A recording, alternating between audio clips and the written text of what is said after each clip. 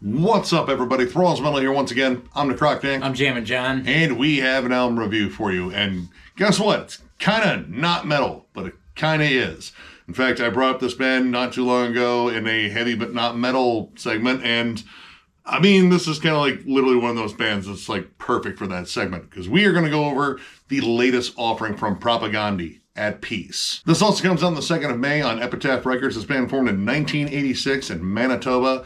This is their 8th album overall. Almost 10 years since their last album, Victory Lap, which if we had been doing a channel back in 2017, I would have had it on my list. It was an absolutely killer album. I've been a fan of this band since their album, Today's Empires, Tomorrow's Ashes, and I pretty much have followed them ever since. I got all their older albums, I got all their newer albums, and this band, it's a punk band, I guess. I don't know. Like, the boundaries between punk and metal and just like flat out rock too kind of blur with this band, especially here lately. Like ever since Today's Empires, Tomorrow's Ashes, that sort of boundary really started blurring when they started including more thrash metal riffs and then just big rock hooks. Baseline though, I would call this a punk band for metalheads because this band clearly loves metal and they clearly know how to inject it in their sound. Now, first of all, I've heard Today's Empires, Tomorrow's Ashes. That's where I started with this band because somebody I hung out with showed it to me, like, hey, you might really like this. And at the time, like, punk and I have never really got along well. Just out of all the genres of rock and the subgenres of everything, just like punk, I was like, yeah, that's cool, but it's really simplistic, and, you know, I like the more challenging things like metal, so it just never vibed with me. So before getting into this album, I thought I was getting into a punk band, and that's fully what I expected. Now, Nick, in his, you know, infinite encyclopedia ways, said, well, you might like this, because there's a little bit more to it. And I said, all right, it's been 24 years, I'll give Propagandhi a whirl, and I honestly got way more than I bargained for in all the right ways. Propagandhi doesn't necessarily fit neatly into the box of punk, even though at their core, I would still say that they're definitely a punk band. But this band separates themselves with clever, intricate riff structure, really interesting song structure in general. Mm-hmm. You know, the lyrical themes, they definitely line up with punk, but they're also, again, like very human, very reflective. You know, Chris Hanna has got a way with music and words, I would say. But this band, I just feel like they've always kind of like tried harder in terms of like crafting music that was like more memorable, more intricate. I would even call some of this material on here, or at least spots of it in songs, almost progressive, or even like technical at points. The opening track in here, Guiding Lights, opens up with what might be a xylophone. A xylophone, singing bowls, something. I'm not 100%. I don't do well with exotic instruments. I'm a drummer. I'm stupid. So, you know, so I know harmonica, I know guitar, and I know drums. Okay, let's go. I hit things. Yeah, I hit things hard. Yeah, I'm not sure what it was, but it's very relaxing. Like that kind of like lighthearted, almost ethereal sounding opening just kind of sets up the pace well, because everything that comes after that is nothing close to that.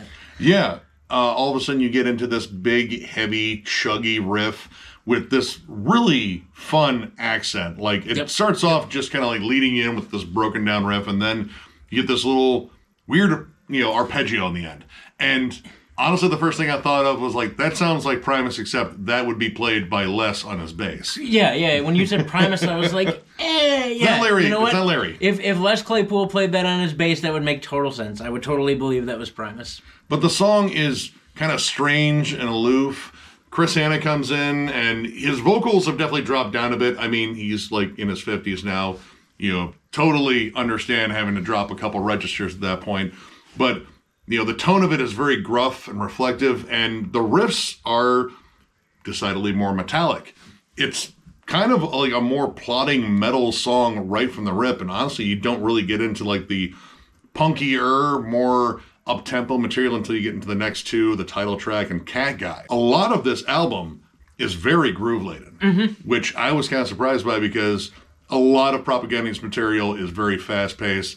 When it comes down to metal, these guys latch on to, I would say, a lot of thrash metal. There's a reason why I'm wearing a Sacrifice shirt. This band did a split with Sacrifice years ago. Also, You know, if you've seen pictures of them live, Chris is usually, you know, sporting metal shirts, whether it's a Sacrifice shirt, occasionally Megadeth, King Diamond. This band does not hide the fact that they love metal, and they don't hide it in their music either. There's a lot of like flat out big heavy metal licks and riffs on here. Mm-hmm. Even the guitar tone, it doesn't feel necessarily punk. Like, it doesn't feel very twangy. There's body to it. Yeah, it's not thin. Like, I think of most punk guitars to be kind of thin. I mean, you're not doing a whole lot besides strumming a few chords anyway, so that's typically what I think of when I think of punk guitars. But in this case, they're, I don't want to say thick, but they're chunky and they're crunchy. Kind of, to me, reminds me of stuff you'd hear on like Baroness or COC, something like that. I don't know. It's definitely not a punk tone. And this band came up on Fat Records, and, you know, like label mates and contemporaries, I would say, like No Effects and No Use for a Name and Pennywise and shit like that. Well, Pennywise was on Epitaph, but whatever. But coming off of Victory Lap, you know, there are definitely some expectations I've had with this band's current sound, and I like the fact that it feels like it is constantly evolving. Mm-hmm. Like, there's way more being added to this. And honestly, this has some flat out songs that I would just call, just metal songs. Vampires Are Real, Prismatic Spray, The Tinder Date. I don't know what went on that date, but apparently there were riffs. Because the song opens up with an air raid siren, pretty much telling you, like, all right, this one probably means business. And then it comes stomping in with a riff that would not sound out of place on like a Sword album. Yep. Or even going further back, Thin Lizzy. There are so many catchy guitar harmonies on that song in particular. And builds. Great builds. This band likes to like drop out for like reflective moments to balance out all the angsty, biting, snarling, political commentary that is definitely on here. It definitely seems more focused on our country rather than theirs, but hey, I get it right now. I don't really want to be anywhere in this world. I mean, we're in Ohio. We're okay for now, but... Are we? Not really. There's no place in this world right now that's really okay. Yeah, but as far as things like dynamic and riff changes and that constant build, you get songs like Fire Season, which is actually probably, I think, one of my favorite songs. Starts out slower. It's got this real kind of like sexy swagger to it. Lots of funky parts in this. So many changes in that song. Like, and I think it's one of the longer songs too. It's almost 4 minutes. So many changes and so many diverse changes. Like, it goes from a swagger to a thrash riff to a funk riff to like just jamming, just flat out jamming. They do that a couple times in here too. The two guitar dynamic on here, which generally when I see like a punk band with two guitars, like, all right, this guy's going to be doing like some lead melodies every now and then, and mostly they're just going to be thickening up the sound. There is a lot of interplay, harmonies, even leads on here, like flat out like killer leads, which honestly are a little bit more metal tinged as well. They don't show up all the time, but they show up at appropriate moments where it feels like, you know, hey, that could have used like a good metal lead. Like Rented PA. That song actually starts out with classic heavy metal riffs, and as the song goes on, of course it's a little punky, but it never really diverts from that classic heavy metal vibe, and the lead that goes with it also plays along to that style. And this band is definitely known for their more politically charged lyrics and such and social commentary, but there is a very human element about this. I mean, I would say there's always been a human element. Like, you know, Chris talks about stuff that is very real to him. Like, there's no, you know, weird platitudes or anything like that. Like, none of these lyrics come across as like, I don't know, Rob Flynn's lyrics on the last Machine Head album. Oh my God. I know. Those were pretty much Hallmark cards written by a metalhead. But I find a lot of stuff on here very relatable. Like, there's a lot of stuff in here about getting older. The title track, No Longer Young, really not hiding it there with that title. Rented PA and Stargazing. There's a lot of stuff about just kind of sitting back and, well, kind of like reflecting at the age you're at. And a lot of it doesn't feel like it's always like raging against the dying light, like, fuck you, I'm going to go out with a fucking bang. Or, well, giving up, which I don't think was ever in the fucking cards for this band. But a lot of it is about appreciating the moment you're in, appreciating some of the moments you've had, and accepting where you're at. Like, At Peace has some very poignant lyrics. And, you know, there's definitely a, you know, wry sense of humor in here, like definitely some dark, cynical humor, but there's a truth to it. It's something relatable when you hit a certain age. Like Rented PA, I mean, he sounds like he's talking about playing old shows, you know, unloading, and, you know, like, hey, yeah, all the stuff leading up to this moment was kind of shitty. We had to lug our fucking amps and shit, and the price we negotiated probably wasn't the same as what we got. But hey, don't worry, we got a pizza for you that's been sitting out all day and it's cold as fuck. I see they've played my town. Yeah, that sounds like Toledo, but still enjoying it just because you got a chance to do it. And Stargazing in particular, I think is quite possibly one of the most reflective tracks, and it really shows off their softer side. Lots of beautiful, clean melodies. This amazing drum and bass sort of driven song. It's got kind of like a warm, kind of stony vibe to it, a little bit of desert rock going on. Man, I am so grossly impressed by the interplay between the bass and the drums. The rhythm section in this band is tight as shit.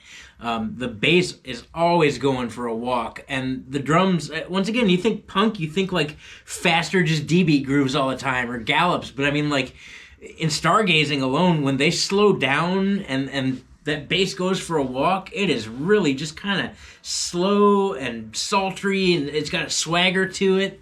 I wasn't expecting that. Yeah, a lot of additional atmosphere too, with some pockets of synths in there. Honestly, it kind of reminded me of Talking in Your Sleep, the old Romantic song. I fucking love that song. It just kind of has that feeling with, the kind of broken down melodies in there. And when they break down riffs, they are just clever as hell. Like, a lot of this is like clever play. Like, how can we turn this melody slightly on its head? If we break it down or like throw in like a weird little lead melody on top, everything is just constantly, creatively shifting in these songs. And I like that. And in terms of like how the songs flow vocally too, it's the same way. Like, Chris knows how to like follow these riffs, and especially in the transition sections, because they'll do like some cool like arpeggiated like little run down or run up, and he'll follow it along, and then it'll drop out into like a cleaner section and build back. Prismatic Spray, the Tinder date. Again, I have questions about the second part of that title. I don't. There's a whole build towards the end where everything drops out to like a clean melody and Chris's vocals, and you can feel it steadily build. Like, you get these really soft snare hits, like the little marching pattern. He starts accenting the riff points, like the accents on the riff, and it builds right back into that just absolutely colossal riff on that song. And there are some more straightforward songs in here, and again, their interesting sense of humor. Vampires Are Real starts off with the most angry of emails towards Propagandhi. You can just hear someone violently typing like, "Dear Propagandhi, ruined my day." Actually, it sounds a lot like Stephen Root's character in Office Space. "Dear Propagandhi, you have completely ruined my day, and I can't wait to tell you more." But after that absolutely fun intro, it just gets into like, I don't know, like a combination of like early Metallica and Motorhead. Like, pretty much. D-beat, great thrashy riffs. It's just a fun, straightforward song with like good fucking energy to it. And again, like the humor thing, Cat Guy. Cat Guy is a personal favorite, not only because it stomps in like, I don't know, like an old school like Def Leppard and Scorpion song. Like, it's just reeks of heavy metal right from the rip. But the whole song is essentially a moral question. Like, all right, you see the family dog drowning and baby Hitler, but you don't know it's baby Hitler. Who do you save? And the whole thing is about that whole moral crux, and, well, the dog will never grow up to be Hitler, but the baby might. But if you save the baby and it does grow up to be Hitler, I mean, yeah, you saved it, But the whole thing ends with, I never learned how to swim. I've always been a cat guy. So the whole thing is almost like this fun joke that gets drawn out. And yeah, like I totally appreciate the shit out of that song, not only for the fun riffs, but just the fact that it's one dark joke. And I too am a cat guy. I mean, don't get me wrong, I love my doggos, but man, I'm a cat guy. But yeah, like as I get older, I appreciate albums like this, not only for the music, but again for like, well, stark honesty and relatability. There's a lot of stuff on here that, again, I just connected with. Certain lines in the title track, like, "Maybe I'm not thriving, but I'm buoyant." I feel that one. Yeah, no shit. Definitely. But yeah, in terms of any negatives on here, I don't really have any. The production here is great. I mean, honestly, this band has aged like a fine wine, and I think continuously just keep getting better at writing songs that are just uniquely them. Any negatives? No, none. Once again, I came into this fully expecting a punk record. And while I did expect to have some parts jump out at me, because I'm not, a complete fucking savage that doesn't like music, like, I expected it to like a few parts, not the whole thing, like, in its entirety. Like, I would listen to this record on repeat for a long time, and I'm probably gonna, to be honest with you. Same. This is one of those kind of feel-good records. So overall, I gotta be honest, I'm gonna give this record 4.5 stars. It whoops ass. I don't have any problems with it. It is riffy. It is wonderfully melodic. It is very creative in its songwriting structure. The lyrics are all relatable. I don't know, I just like the way the melodies sit. I like the way that they build into things. I like every time they transition. I like the fact that they can go from things to punk to thrash to funk to slowing it down to getting spacey and getting stony. Like, there's a whole bunch of awesome shit packed into this record, and it's on every track. There's not a single track on this record that I would skip. There's no bullshit. There's no filler. There's no, interludes. This is just 13 really badass songs, and to be honest with you, I'm fully on board, and I didn't expect to be. While I came into this with an open mind, I totally did not expect to be wowed by this album. Like, it's catchy, all of it. It's awesome. They're all awesome songs. If you're into bands like, well, first of all, Propagandhi, and then Baroness, Cave-In, The Sword, our buddies here in Toledo, The Unslept, Corrosion of Conformity, Thin Lizzy, Mutoid Man, Mastodon, things like that, check these guys out. Again, I'm really impressed. Good job.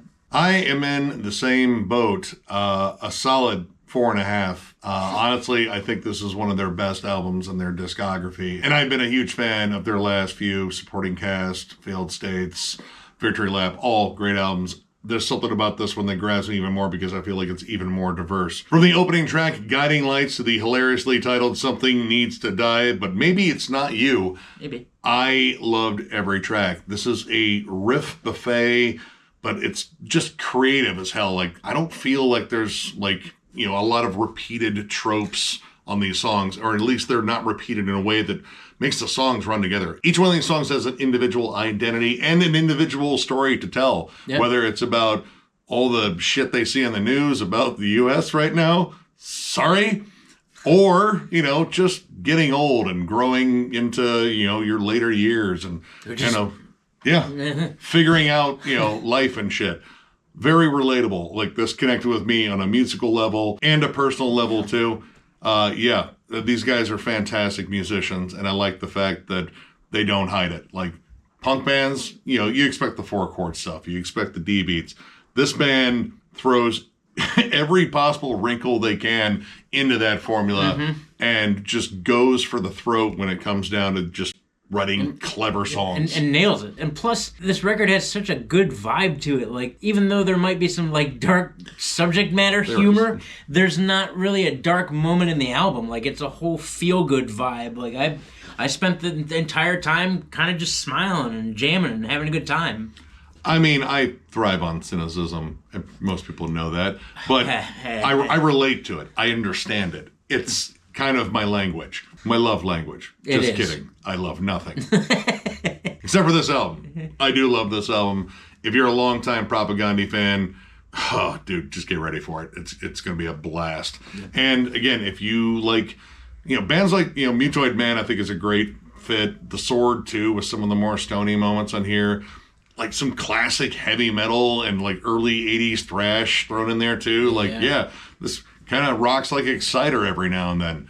Just check this album out. This was a ton of fun. Agreed. So, if you enjoyed this review, give it a thumbs up. And if you were new to the channel, subscribe, because we do stuff like this all the time.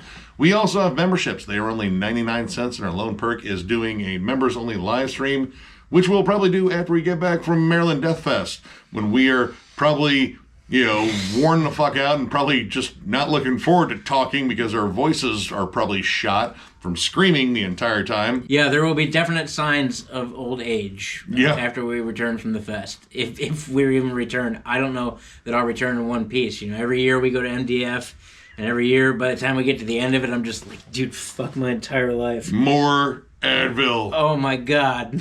But, you can imbibe 500 Advil in a week, right? We're going to find out. It's fine. I plan on destroying my liver partially with booze anyway. Fair. But yeah, membership's the main way to support the channel. We also still have our store, thrallsmetal.com, with our t-shirts and hats. That is linked down below.